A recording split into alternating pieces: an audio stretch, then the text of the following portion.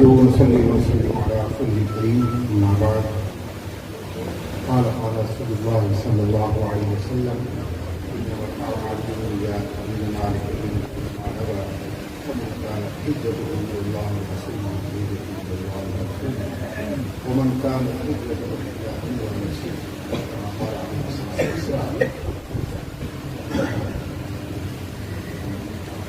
معزز ساتذہ کرام وعزیز طلباء و طالبات، میں سب سے پہلے تو اس سال فارغ التحصیل ہونے والی تمام طالبات کو مبارکباد پیش کرتا ہوں.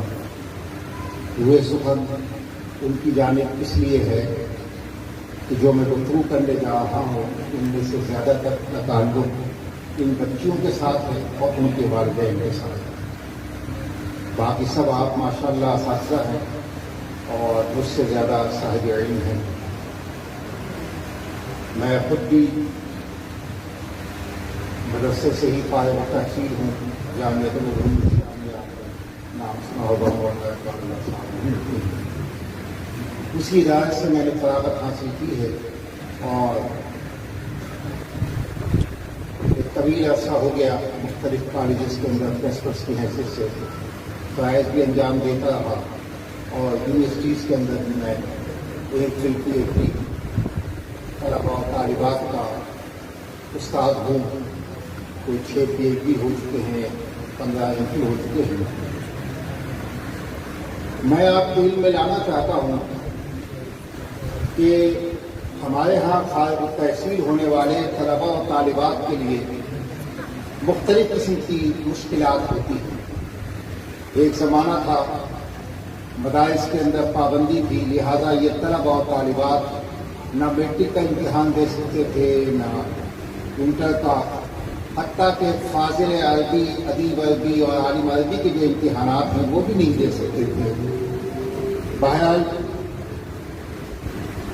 اب ماحول بہت بہتر ہوا ہے اور پہلے یہ ماحول صرف اور صرف محتممین کے صاحبزادگان تک محدود تھا.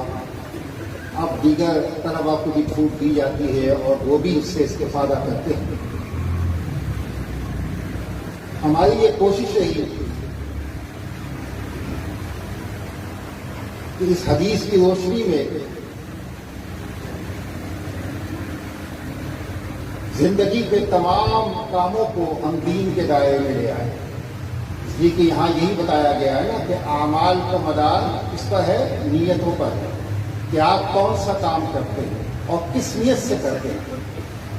آپ تو اگر مدرسے میں رہ کے یا مسجد میں رہ کے اپنے فرائض کو ادا کرتے ہیں لیکن آپ کی نیت ٹھیک نہیں ہے، آپ کی نیت اس سے بھی دنیا مقصود ہے، تو کیا کہا گیا ہے قیامت کے دن کیا ہوگا؟ آپ کے منہ پہ مار ہوگا. لہذا جب ہم نے یہ حدیث پڑھ لی، ابھی اس کی آخری حدیث بھی آپ سنیں گے، تو ہم اس کو فکری طور سے کیوں قبول نہیں کریں؟ ہمیں اس بات کو سمجھ لینا چاہیے کہ جو شخص جس شعبہ حیات میں جا کر دین کی نیت سے، ثواب کی نیت سے، خدمت خلق کی نیت سے اگر کام کرتا ہے تو وہ بھی دین کا کام کر رہا ہے. آپ خود اس کو مسجد و مدرسے تک اگر محدود کرتے ہیں تو اس کے ذمہ دار تو خود آپ ہیں. اس سوچ میں تبدیلی کی ضرورت ہے. میں جانتا ہوں کہ میرے جانے کے بعد ہو سکتا ہے بعض لوگ میری اس بات کو تنقید کریں. میں ان سب کو دعوت دیتا ہوں کہ وہ میرا فون نمبر مولانا طیب سے لیں، مجھ سے بات کریں. چونکہ یہاں بہت مختصر وقت ہے اس لیے میں ان دلائل پر ان باتوں پہ نہیں جاؤں گا. ہمیں اس دائرے میں بہت مشکلات کا سامنا رہا. کچھ مشکلات جیسا کہ میں نے کہا خود مدرسے کی طرف سے تھی اور کچھ مشکلات وہ تھی جو مختلف اداروں کی جانب سے، یعنی وہ نہیں چاہتے تھے کہ یہ مدرسے کا پڑھنے والا کسی کالج میں آئے، کسی اسکول میں آئے یا کوئی اور کام کرے. ان کا کہنا تھا کہ مسجد اور مدرسہ بس یہ آپ کے حوالے ہے، اسی میں آپ رہیں، اس سے باہر نہ آئیے۔ یہ میڈیا پہ آپ کیوں آتے ہیں؟ میڈیا تو مولوی کی جگہ نہیں ہے، سیاست تو مولوی کی جگہ نہیں ہے، ان سب چیزوں پہ اعتراض ہے، ٹھیک ہے نا؟ ان کا مقابلہ کر کے جگہ بنانی پڑتی ہے۔ آپ لوگوں میں سے ہو سکتا ہے بہت سے مولانا فضل الرحمان صاحب سے بھی اختلاف رکھتے ہیں، حالانکہ میں انہیں اس زمانے کا ایک بہترین مجتہد، سیاسی مجتہد سمجھتا ہوں، اور میں سمجھتا ہوں کہ ان کی نگاہ جہاں تک جاتی ہے عام علماء کی نگاہ وہاں تک نہیں جاتی، اور انہوں نے کتنے نشے و فراز سے بچایا ہے، وہ بھی تو ایک مقصد مولوی ہے نا۔ یہ صلاحیت ہر فاضل کے اندر ہوتی ہے جو ہمارے مدرسے سے پڑھ کے نکلتا ہے۔ فرق صرف اتنا ہے کہ ہم اس کو راستہ بتلائیں، اس کو موقع فراہم کریں، وہ سب کچھ کر سکتا ہے۔ مولانا مفتی احمد الرحمان صاحب میرے بھی استاد ہیں، وہ دورے کے اندر انہوں نے، میرا خیال ہے کہ یہ جملہ 50 دفعہ تو ہمیں کہا ہوگا مخاطب کرتے، میاں یہ مت سمجھو کہ تم بڑے ذہین ہو تو تم ذہین ہو تو بڑے آگے بن جاؤ گے، تم ذہین ہو تو اللہ کے یہاں مقبول ہو جائے گی۔ فرمایا کہ میں اپنی کلاس کا کم درجے کا طالب علم اپنے بارے میں کہا، مجھے نہیں معلوم کہ یہ انہوں نے عاجزی کے طور پہ کہا یا حقیقت کے طور پہ کہا۔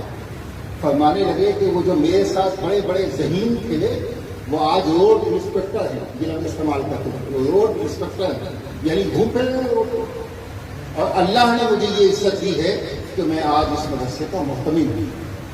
یہ جملہ اور یہ بات ان کی جو تھی وہ ہم جیسے کمتر طالب علموں کے ذہن میں بیٹھ گئی کہ اللہ کے یہاں قبولیت جو ہے وہ ذہانت کے ساتھ مشروط نہیں ہے، اخلاص اور نیت کے ساتھ مشروط ہے۔ اگر یہ ٹھیک ہو جائے گا تو سب کچھ ٹھیک ہو جائے گا۔ اور پھر ہم نے اس کے بعد دینا، چونکہ ہمارا رجحان اس طرح تھا کہ کالج میں جانا ہے، یونیورسٹی جانا ہے، ایم فل کیا، پی ایچ ڈی کیا، اور اس کے بعد جب یہ سب کچھ کر لیا تو اپنے ہی لوگوں کو ہم نے سب سے پہلے دعوت دی کہ آئیے اور آپ بھی M Phil P H D کیجیے اور لوگوں کا مقابلہ کیجیے جو زمانے کے اندر ہمارے لیے رکاوٹ ہے نا۔ یہ کوئی سن 2011 کی بات ہے کہ میں چونکہ پورے سندھ میں سب سے سینئر ہوں، اس سے سینئر کوئی نہیں ہے، یہاں سے لے کر کراچی سے لاڑکانہ تک سب سے سینئر ہے، اور سینئر اس لیے ہوں کہ یہ جو سلیکشن ہوتا ہے ہمارا پبلک سروس کمیشن سے ہوتا ہے، یہ میں نے 2 دفعہ پاس کیا۔ لوگ ایک دفعہ کرتے ہیں لیکچرر لگ جاتے ہیں، میں نے 2 دفعہ مقابلہ کیا اور دونوں دفعہ کامیابی حاصل کر کے میں لوگوں سے سینئر بن گیا، کئی 100 لوگوں سے سینئر بن گیا، تو آج پورے سندھ میں سب سے سینئر ہوں۔ اس مناسبت سے مجھے جو ہے پبلک سروس کمیشن نے سلیکشن کے لیے بلایا، 98 لوگوں کا سلیکشن میں نے کیا 2011 کے اندر لینا۔ اور آپ کو دلچسپ بات بتلا رہا ہوں، ابھی ہمارے قاری عثمان صاحب نے جس بات کی طرف اشارہ کیا ہے، میں آپ کے اطمینان کے لیے اس کو بتا رہا ہوں۔ پہلا شاہد انہوں نے مجھے بنایا ہے، میں اپنے عمل سے آپ کو پیش کر چکا ہوں، اب آگے بتا رہا ہوں۔ 98 افراد کا میں نے سلیکشن کیا 17 گریڈ کے لیے، یعنی کالج کے